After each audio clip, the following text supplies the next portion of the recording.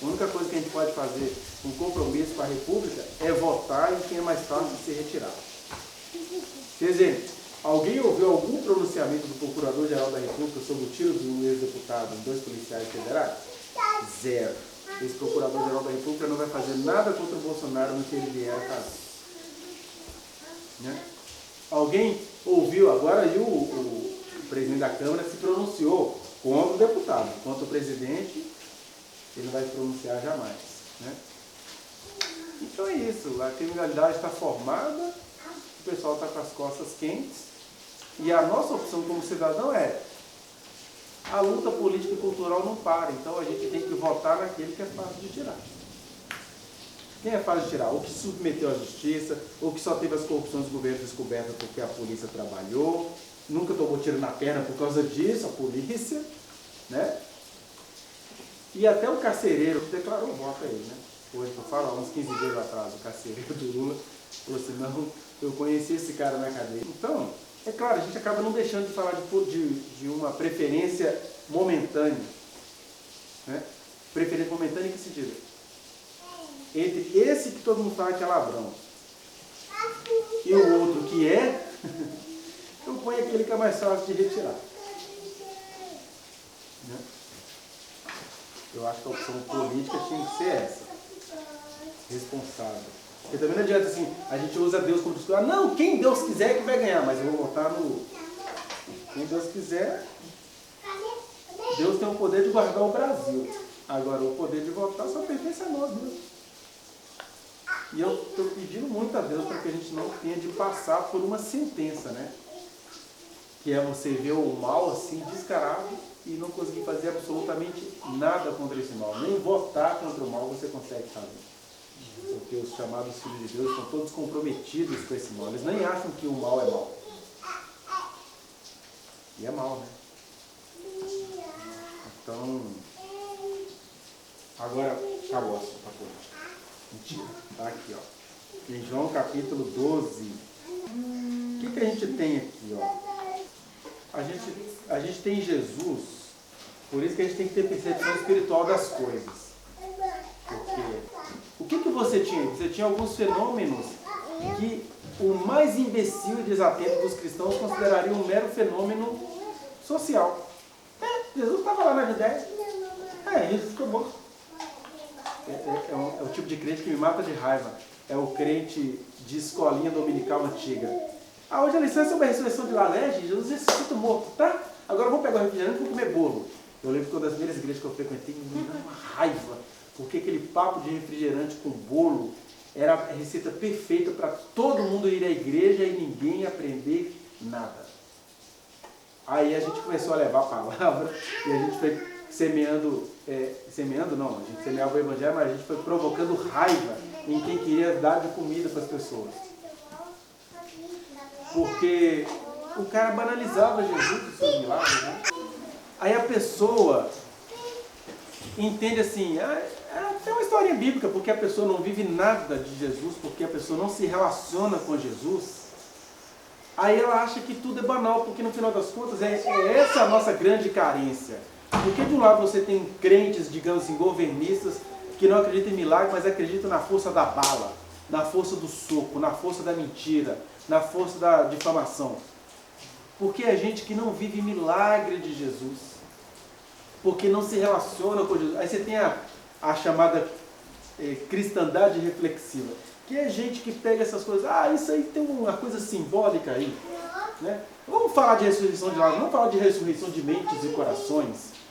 E essas coisas todas têm o seu lugar? Tem. Tem hora que se você for para a guerra, se eu estiver na guerra, eu vou preocupar em preservar minha vida, eu estou na guerra. Agora, como é que eu, estando numa reunião com santos de Deus, vou ser criminalizado se eu desejar o milagre de Deus? Eu vou ser politicamente correto? Não, gente, só nossas tradições não permitem que as pessoas falem línguas estranhas aqui. Não, isso não condiz com as nossas tradições. Dane-se a tradição de quem gosta de guerra, dane-se a tradição de quem não crê em milagres. Isso aqui é a igreja do Senhor. Aqui a gente é da paz e aqui a gente é do milagre. Por que eu estou dizendo isso? Porque aqui você tem alguns episódios. O morto havia 4 dias, ele acaba de ser ressuscitado. Aí, uma tal de Maria entende quem era Jesus que ressuscitou os mortos e compra um óleo caríssimo, porque ela entendeu quem era aquele Capial de Nazaré e fala assim, eu vou ungir o rei do universo. Que do ponto de vista psicológico, não, ela tinha um tesão em Jesus, isso é Maria, todo mundo sabe quem era Maria. Não importa, aquela que sabia o que era todos os homens, se essa é a verdade, ela entendeu quem era aquele homem. E ela unge Jesus, e Jesus fala, a história dela vai ser contada a todas as gerações, porque ela entendeu o que ninguém aqui entendeu. Ela entendeu o que está acontecendo com esse homem aqui, ela entendeu o que ela veio fazer. Né? Jesus, que nunca fez questão por uma coroação, ele foi ungido por uma mulher que tinha má fama. Você quer glória maior do que essa? Tem glória maior do que essa? Do que Jesus ser ungido por aquela que ninguém dava nenhum valor? Mas mais do que ninguém dava valor a ela, ela entendeu quem ela era, ela se deu valor. Ela falou assim, eu sei quem eu sou nisso aqui, eu sei quem ele é, e eu vou pagar o mico, coisa que ninguém aqui faz até agora. Aqui, eu digo aqui, e neste momento e nessa geração, só tem covarde. Aqui as pessoas só são corajosas para pedir voto para criminoso. Né? Agora aqui não vai ter ninguém corajoso para falar assim, eu sei quem é Jesus, eu sei quem ele é na minha vida, eu sei quem eu sou diante dele, e por ele eu vou pagar todos os micos. A gente não faz isso. Aí no meio disso tudo, o que acontece? Já pegando as nossas Bíblias, João no capítulo 9 vai falar assim, no capítulo 12, né? Versículo 9, começa assim, soube, ó, pessoal já fica no burburinho, né? Indicando o seguinte, ó, a gente tem que ter paz com Deus para buscar a Ele, mas também já não precisa ficar desligado da realidade, não. Aí diz o texto, soube numerosa multidão dos judeus que Jesus estava ali, e lá foram, não só por causa dele, mas também para verem Lázaro, a quem ele ressuscitara dentre os mortos. Ou seja, a história do Lázaro ressuscitado virou uma fofoca diária.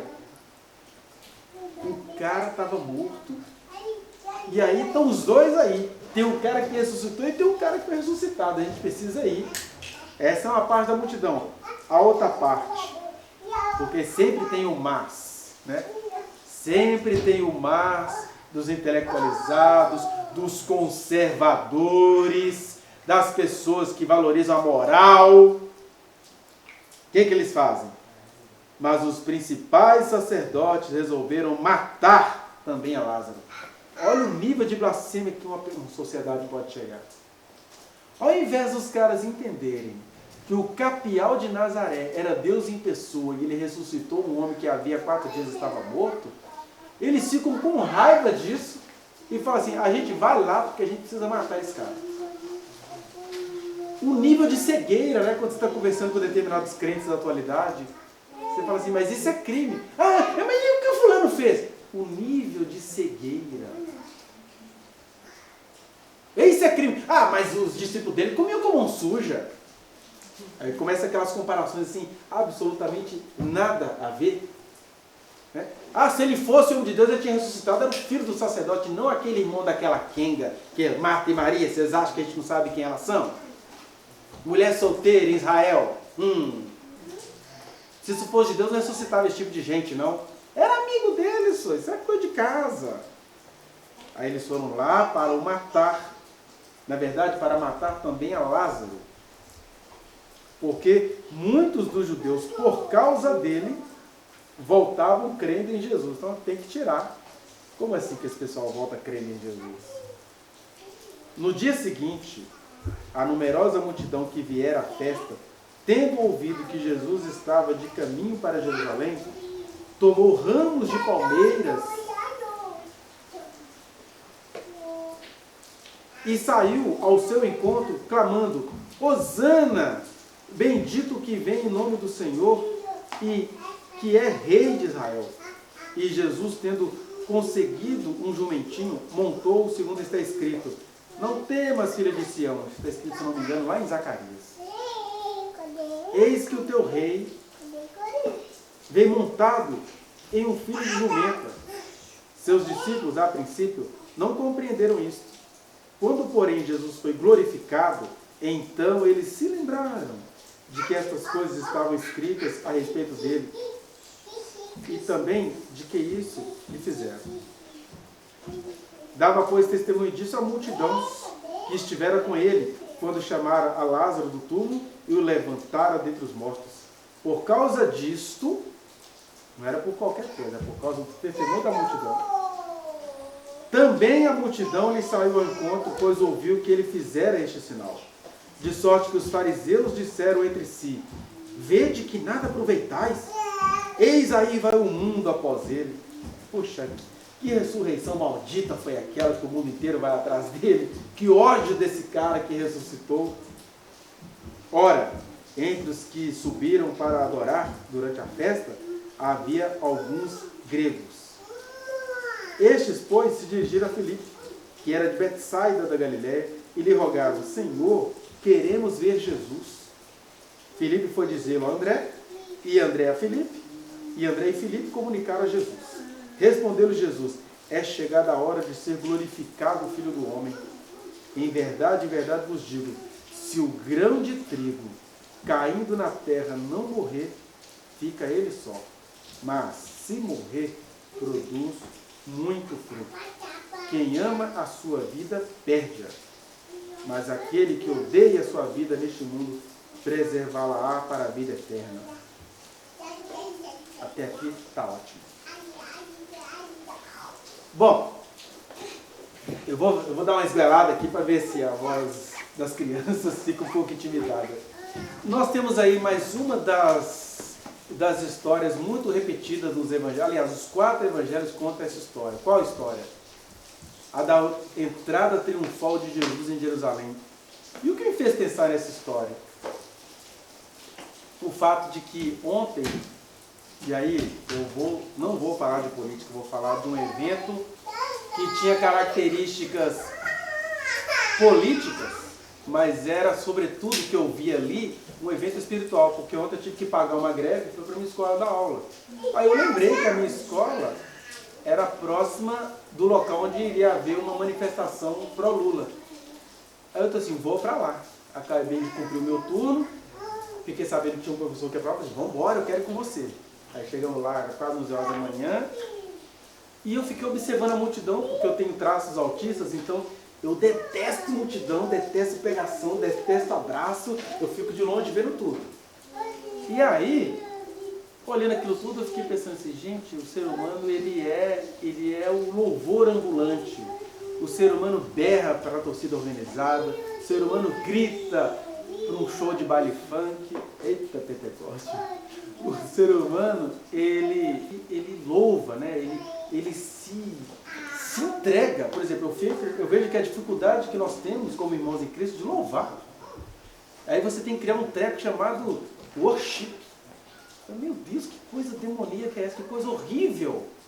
Por que você tem que criar uma organização tecnológica, uma igreja de Laodiceia, para ver se arranca alguma coisa de alguém? Porque não é próprio do ser humano louvar, porque Jesus já tinha dito para Pedro antes, Pedro, ninguém diz o que você disse se não for pelo Espírito Santo.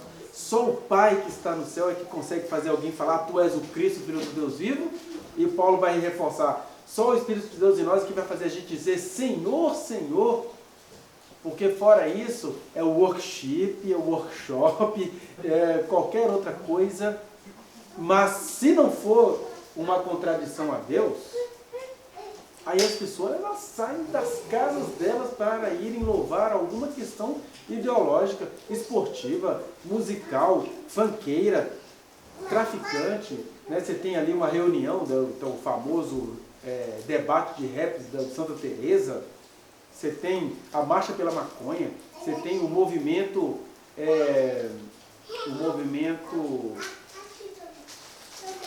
pela diversidade sexual, que é mais conhecido como a marcha gay. E você tem isso para todos os lados. Você também tem congressos de conservadores. Como assim? Os caras viajam não sei para onde, eles pagam uma fortuna para ouvir falar de alucinações contra a ideologia de gênero, contra não sei o que lá, a favor da família, propriedade. E as pessoas fazem congressos caríssimos com essas coisas. Né? E você é um bocoió que não sabe fazer congresso sobre as coisas que você defende. Aí, o que nós temos aqui? O que eu tinha ali, né? Aquela multidão imensa ali, gritando, olê, olê, olá, aquela coisa toda. E aí tem uma hora que meu colega falou assim, ó, eu vou dar uma volta ali, volto já, mas em 3 minutos que ele tinha dado a volta dele, foi anunciado, gente, o candidato está chegando, e de repente aquela multidão que já estava ali, virou uma pressão, todo mundo fez assim, vuf! E aí pela primeira vez eu não andava, né, você era conduzido. E aí começou os hinos de louvores, né, eu tô assim, Jesus, você não está com inveja disso aqui não, né? Olha como é que o ser humano louva, olhando aquele... Não, e na verdade é um movimento simples, perto desse outro que a gente vê aí, com as bandeiras nacionais, bancado por mega empresas, por mega fazendeiros e tal. Era um movimento da população.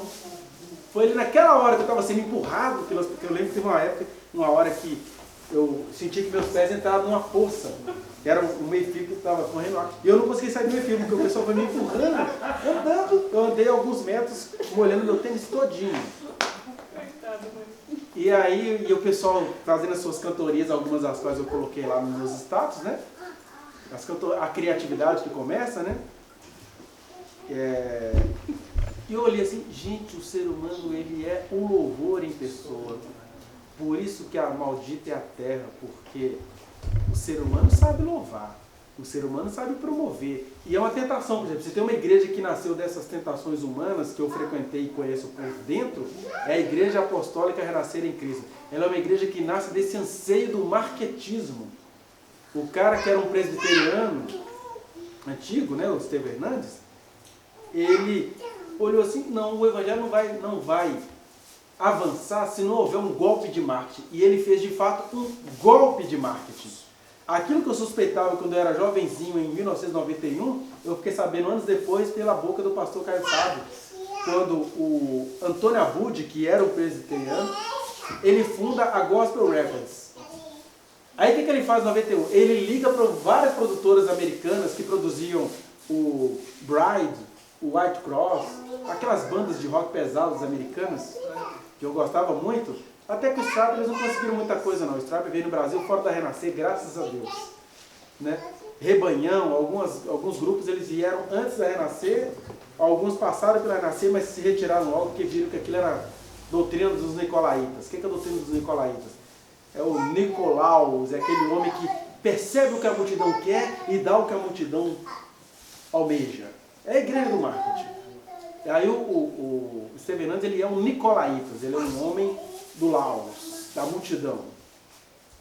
Aí,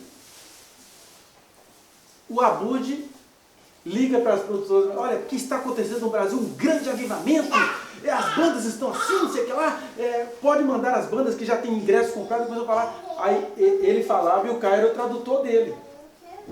Aí o Caio falou assim, ô Abud, mas não está acontecendo isso aqui. Eu estou profetizando, rapaz. E falou todas as mentiras. Aí as empresas americanas ficaram tão convencidas com as mentiras que o Abud falou, que eles trouxeram para cá. Você até encontra na internet os shows do Bride, do White Cross, do Novela, várias bandas assim que faziam muito sucesso nos Estados Unidos vieram para cá. E aí o Paulo se consola com isso, não importa que o evangelho foi pregado, uns por porfia, mas não quer dizer que quem está fazendo isso por porfia não vai ser punido não. Serão punidos, é joio, é gente estranha. O Estevão Hernandes é um marqueteiro que nunca deixou de ser tão joio que quem é que ele apoia hoje? Ele me consegue transformar a Marcha para Jesus no evento político deste ano. Todo sábado teve uma Marcha para Jesus em algum lugar do Brasil, com as cores da bandeira nacional. Isso tudo é marketismo do Estevão Hernandes Apóstolo e da sua bispa Sônia, que é uma mulher que ainda tem alguma salvação, mas é aquela salvação da mulher que quer ser melhor do que Maria Madalena. Estou falando isso porque são coisas públicas. Um dia está lá o filho dela, o Tite, há muitos anos nos aparelhos. E aí ela conta a experiência genuína, até a experiência genuína dessa gente é uma experiência infernal, porque ela estava em oração pelo filho dela, ligado aos aparelhos, e aí o Espírito Santo fala com ela assim, e se eu quiser levar o seu filho? Tipo assim, você não entendeu que eu quero levar o seu filho? Já deu, porque o menino ficou muitos anos incomunicável. Aí ela respondeu para ele assim, Senhor, Eu até entendo que o Senhor esteja querendo levar o meu filho, mas e a minha fé? Eu tenho fé que ele vai continuar vivo. E ela contou isso em cadeia de rádio, ouvindo a pregação dela ao vivo. E aí quando ela contou isso, eu falei, essa é a fé trágica, é o tropeço que essas pessoas fizeram, os evangélicos, tropeçarem. Porque ela perseverou contra o Espírito Santo que dizia para ela, eu quero levar o teu filho. Ela não pensou no poder do Evangelho, ela não pensou no descanso do filho dela, ela não pensou que fé é fé em Deus e não fé que o filho dela vai ficar vivo até a hora que ela quiser. É fé no amor de Deus. Deus está entendendo que meu filho está sofrendo, vai doer em mim, mas eu quero a paz do meu filho. Deus deu, Deus tomou, disse Jó, em situação muito pior. Né? Pois sabe o que aconteceu depois do dia que eu ouvi a Sônia Hernandes pregando isso ao vivo? Na extinta Rádio Manchete, que eles tinham comprado, eles tinham, não é alugado não, quando a pessoa fica com um negócio durante alguns anos. Concessão. Mas não era concessão, é uma outra coisa, mas é receita com concessão.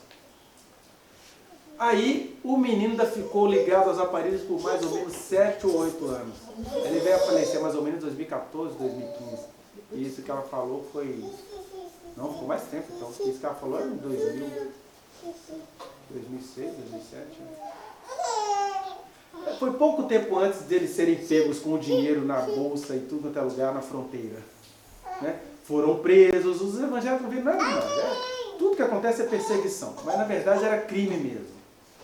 Até porque, gente, um pastor que tem um aras, ele tem que questionar o seu ministério. O pastor precisa de agilidade, às vezes, se é um pastor que viaja o planeta inteiro, ele tem de ter dinheiro, aparelhagem, tecnologia para fazer isso tudo? Amém. Por que um pastor tem que ter um aras?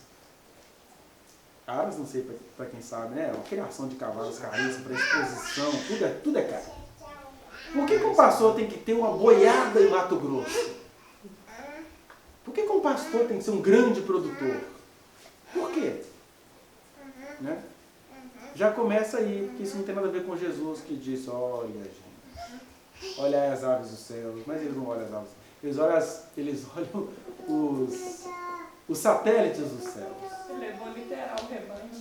É o rebanho concreto, deve ser para lembrar das ovelhas. Então, da questão do marketing, né? Que aí, no caso ali, em Venda Nova, Ribeirão das Neves, era a simplicidade da multidão. Por exemplo, o pessoal vivia acusando, né, de petista, que ficava dando um pouco de mortadela, que pagava a passagem. Não teve nada disso ali, eu estava observando pessoa por pessoa, eu circulei ali. Todo mundo muito simples, todo mundo com muito medo do futuro do país. Por isso que as pessoas foram para lá com o mesmo sentimento que eu fui. Cara, eu sou um professor de escola pública, eu sou um cidadão que leva a sério a minha cidadania, está tendo uma coisa aqui perto da minha casa, eu vou. E ainda fui e constatei uma coisa que eu suspeitava. O pessoal da Zona Sul não desce aqui não, isso aqui é favela.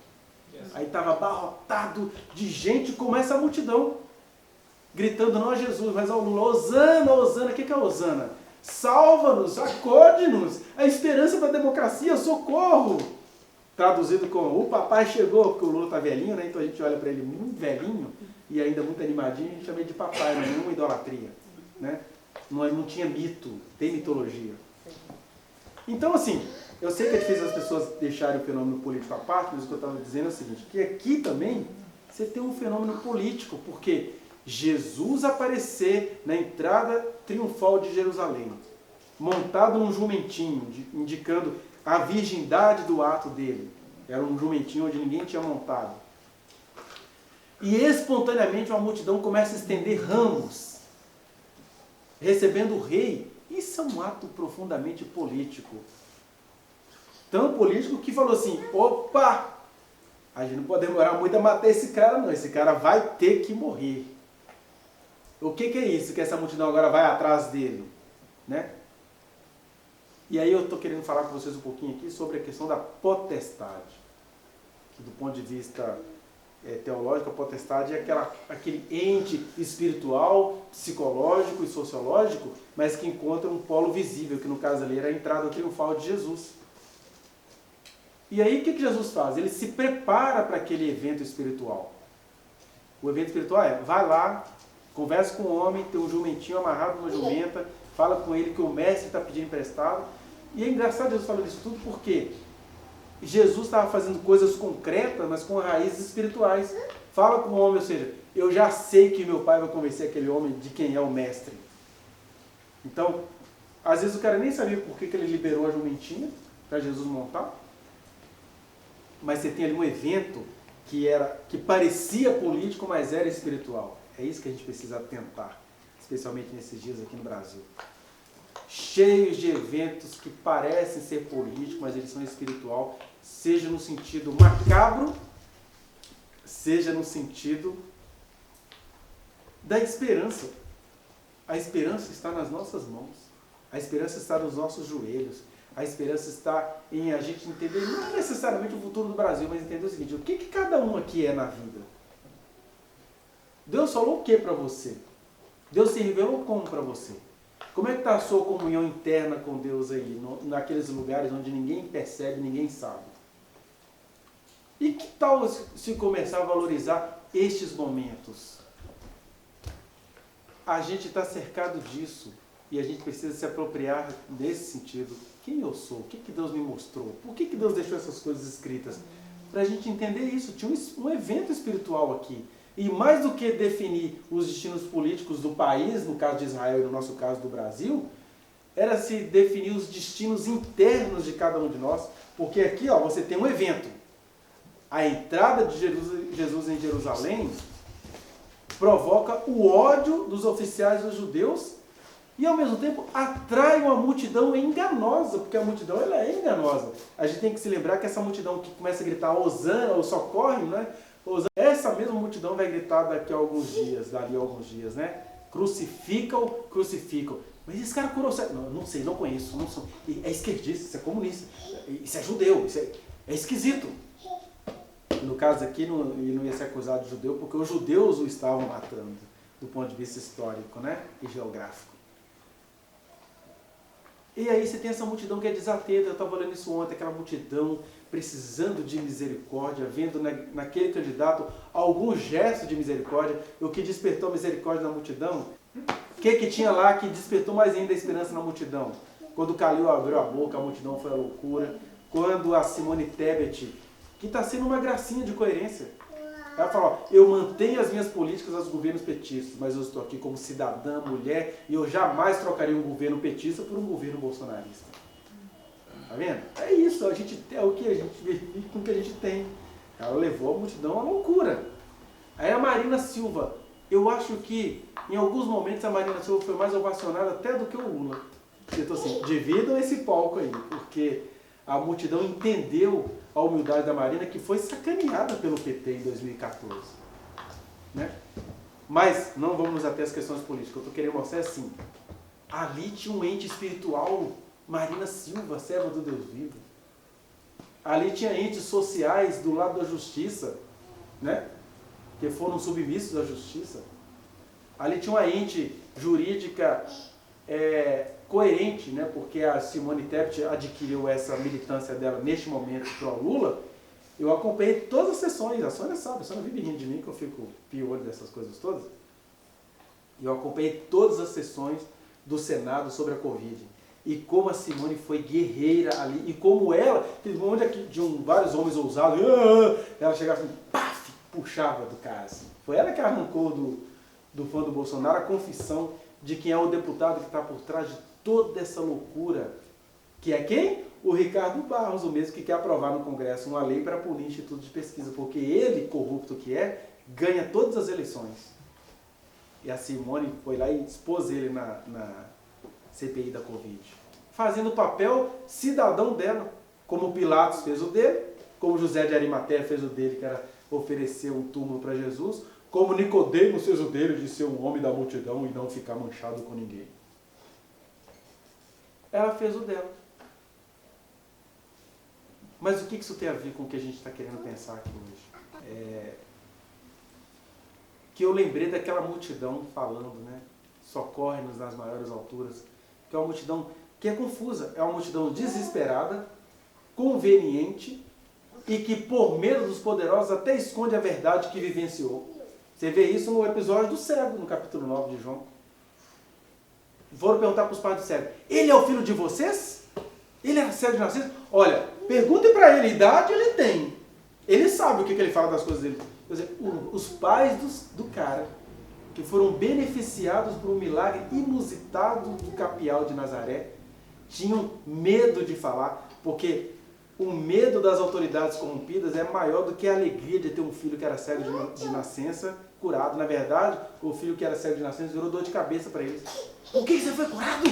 Agora virou esse povo todo acossando a gente. Eu não quero ser morto, não. Quase pedindo assim, volta a ficar cego, pelo amor de Deus. O que eu estou dizendo aqui? Se Jesus passou por todas essas coisas, a gente precisa orar e clamar pelas coisas que Jesus orou e clamou. Se isso vai gerar em vitória do que a gente gostaria no domingo que vem, ou se a sentença contra o Brasil não se acabar, eu vou me entristecer, eu vou ter os meus rituais físicos de entristecimento. Mas eu não vou perder a fé e a esperança em Jesus, não, porque o meu rei e o meu reino, que é o reino dele, não é deste mundo. Mas é claro, eu sou cidadão, eu vou me entristecer. Eu sou professor do assunto, eu vou me entristecer. Eu sei o que é ciência política, eu vou me entristecer. Eu sei como é que o Brasil é tessiturado. E é muito triste ver a cegueira. E o mais triste é ver essa cegueira, deste momento, ser patrocinada por blasfemos. Estava aí vendo outro dia uma live que a Carla fez comigo em 29 de março de 2020. E o que eu falei com ela lá ainda era especulação. Está tudo assim, é isso aí agora. O grande sustentáculo deste governo corrompido é como se fosse um tanto de profeta sustentando Herodes. Né? A profeta mesmo, igual João Batista e Jesus, nunca achou graça no templo que Herodes fez. Mas há tempos em que o homem vem sobre outro homem para o oprimir. E Herodes não só oprimiu os israelitas, matou milhões de crianças de 2 anos para baixo, mas ele construiu o templo. O importante é que ele construiu o templo. É o cumprimento da profecia. A glória da segunda casa será maior do que a primeira. Olha que glória! Que foi uma das maravilhas do mundo. Que é uma grande mentira. Porque a glória da segunda casa que Deus falou com Israel não era o templo de Herodes. Deus não se deixaria contaminar por uma abominação. Por isso que Deus em Jesus falou, não vai ficar aqui pedra sobre pedra. E Deus foi morto por ter dito essas coisas. E não ficou. Ficou lá só o muro das lamentações. Porque o Deus Santo falou que o templo, cuja glória da segunda casa seria maior do que a primeira, é esse templo aqui, ó, que não tem aparência nem formosura, mas é Ele habitando entre nós. É Emanuel. É Deus conosco. Esse é o templo.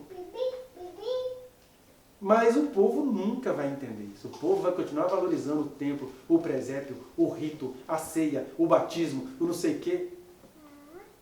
E é esse povo que agora está no poder. Eles vão ter que valorizar o sacramento.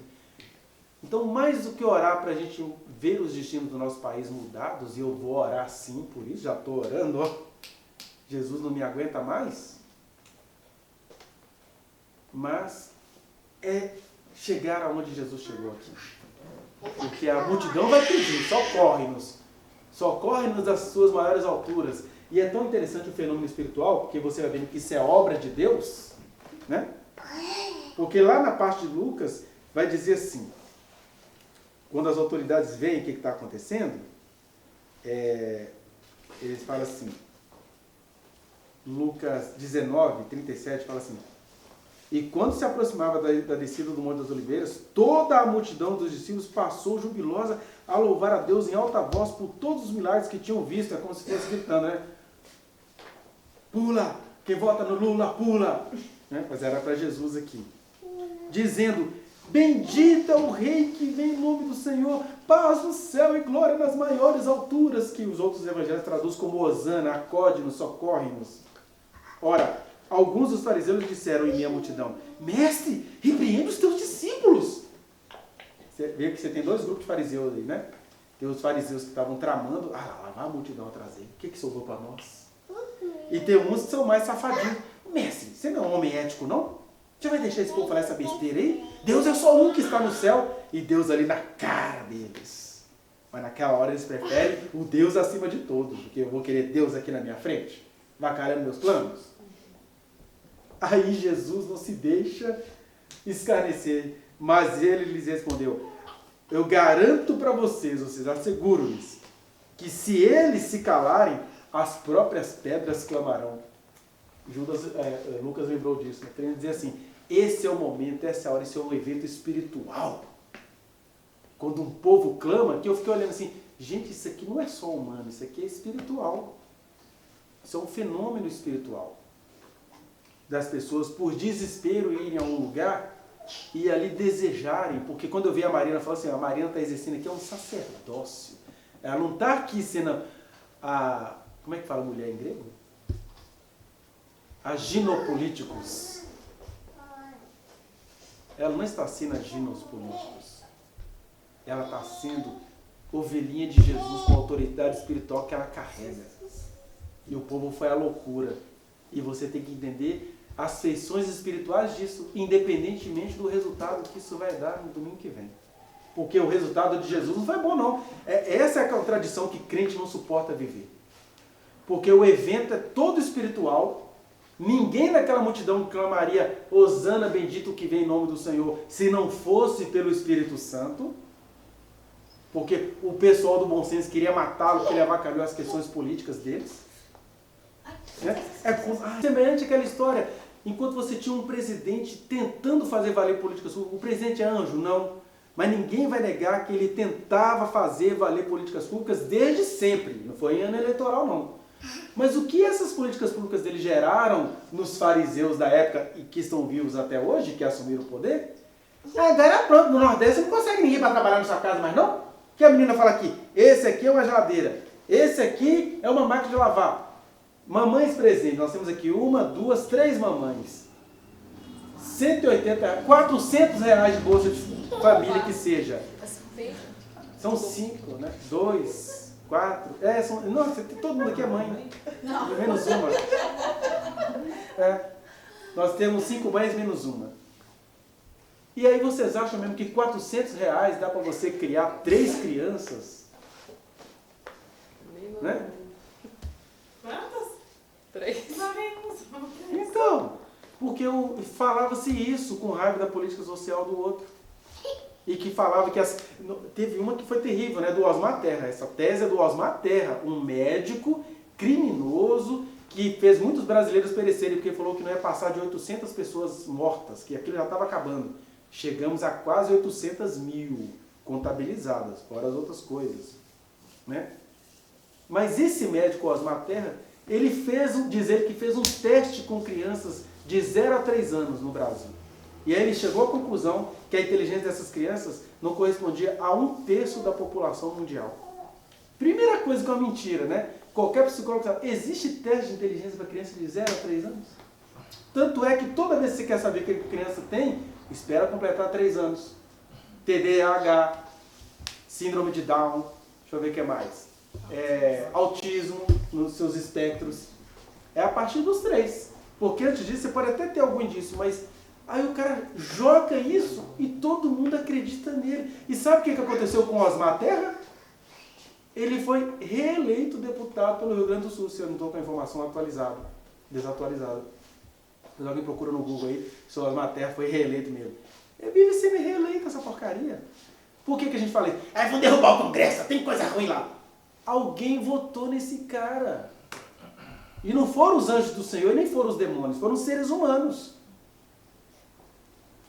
O que isso tem a ver com a história de Jesus? Que aí você tinha de um lado a turma que queria matá-lo, que ele estava ali avacalhando os esquemas políticos com as suas curas. Né? É igual Paulo ser expulso de Éfeso, porque ele acabou com o esquema lá da menina endemoniada que dava lucro para os mágicos, os adoradores de Diana. Né? Chão. Quem é que vai sair? Quem é que vai sair? Você quer que saia quem? O mosquitinho. Escapou dela. Aí, você tem esse evento, e aí Jesus, de um lado, ele se prepara para isso, porque ele programa, vai lá, pega a jumentinha, vai ser em tal lugar, vai ser na entrada de Jerusalém, tudo. O Espírito Santo faz aquilo que lhes diz respeito, que é fazer a multidão clamar. Só que depois ali, o que acontece? O mundo viu Jesus, porque era um momento festivo. Aí o João vai trazer um detalhe, né? Eu acho legal por que os evangelistas esquecem dos detalhes, né? Por que Mateus, Marcos e Lucas aparentemente se esqueceram da ressurreição de Lázaro? Eles nem contam a história da ressurreição e nem falam que a multidão foi atrás de Jesus por causa da ressurreição. Só João lembra disso. Por quê? Duas respostas. Primeiro, João ia lembrar disso porque João estava ali, ó. Ali, ó. Era a Marina do lado do Lula na manifestação. Ele sabia dos bastidores. Segundo, mesmo o evangelho sendo o poder de Deus, nós somos mortais, históricos e temos de fazer políticas. Você acha mesmo que Mateus, um judeu, ia contar para crente convertido do judaísmo que Jesus tinha ressuscitado do morto? O judeu nem acreditava em ressurreição dos mortos. Então ele tira essa história. Eu vou falar o quê? Que Mateus foi conveniente? Você acha que Marcos, um grego, né, na verdade o nome dele era João Marcos, o João Marcos que cresceu vendo os apóstolos apanhando da polícia, ele ia contar que aquela multidão estava ali porque Jesus tinha ressuscitado o morto? O livro dele nem ia ser escrito. Você acha que Lucas, que andava com Paulo e via todo o quebra-pau do apóstolo Paulo, ia contar? Aí o Lucas traz os outros elementos. Olha, isso aqui tinha que acontecer, porque se esses se calarem, as pedras clamam. É hora de acontecer. O que vocês acham que é um movimento social é movimento espiritual. Essa é uma questão, um porquê da resposta. Não é que eles eram convenientes, é que eles poderiam pegar o evangelho como poderiam. E aí, o que acontece? De um lado, a gente tem de ter discernimento a pregar o evangelho. Aí eu lembro que eu estava numa live onde eu falei que Jesus era visto como um viadinho. Alguém, para com isso! Mas eu estou falando com um público que precisava ouvir essa palavra. Que Jesus era visto como um viadinho. Né? E eu também nem existo no mundo dos pregadores, então eu não estou avacalhando a vida política de ninguém. Já começa aí. Porque você fica nessa tensão que Jesus sofria todo dia. Não, Jesus, a multidão te segue, mas é engraçado. Todo dia é uma multidão diferente. Você não tem uma igreja? Você não sabe fazer um ADVEC, que é a Assembleia de Deus de Vitória em Cristo, que encomenda tudo antes, só chega lá e crack, constrói rapidinho uma semana e a igreja já começa com 200 mil membros.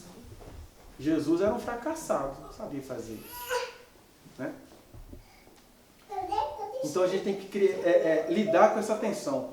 E de outro lado, por que o João contou essa história? Porque o João escreve o evangelho dele quando ele já estava velhinho, caquético, lembrando de tudo que ele tinha vivido com Jesus. Ele estava ali naquele sentimento, para quem está de fora, homoafetivo. Puxa, eu perdi o meu amado. Que o João não se casou, que o amado dele se foi. Tá? Tem um negócio bem psicológico aí, e não tem problema.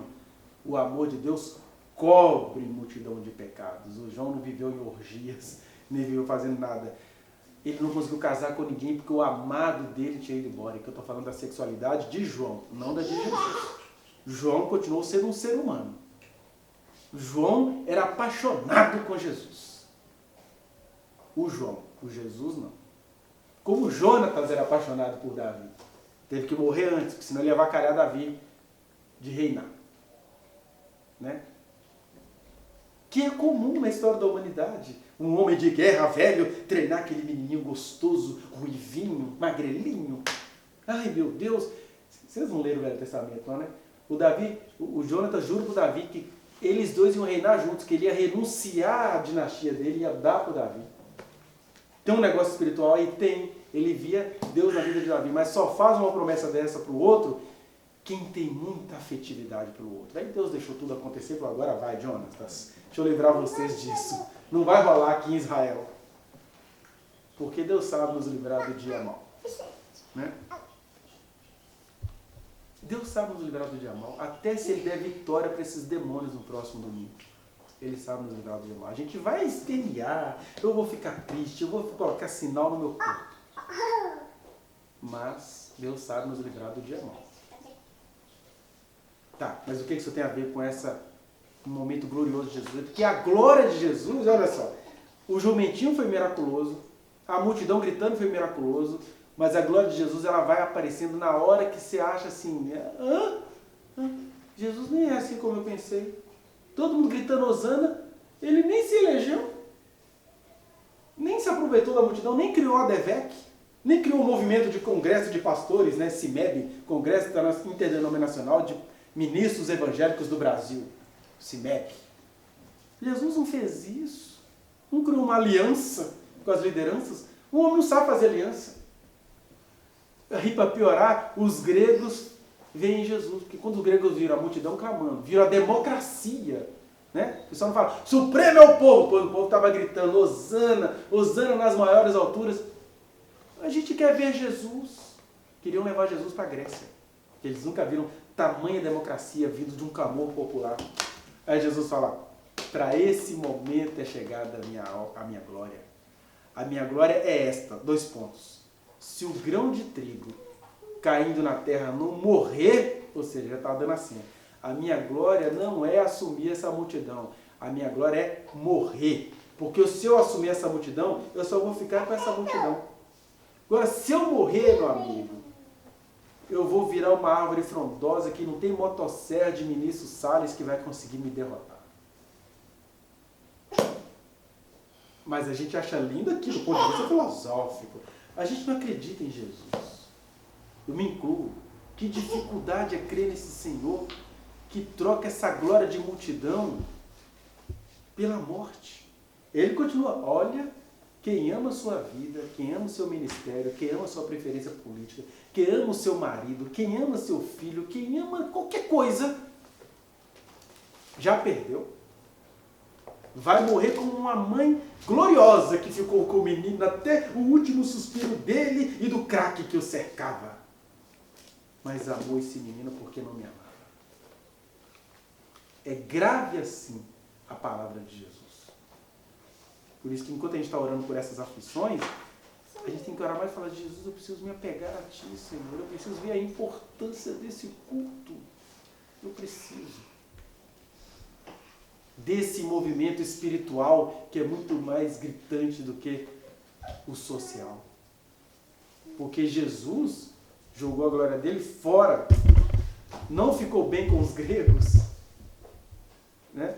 E falou, não, a minha glória não é Hosana nas maiores alturas. A minha glória é Hosana nas mais altas profundidades. Eu vou passar 3 dias na terra e eu dela vou ressurgir. E que glória, né? Ninguém vê, mas ele é rei do universo.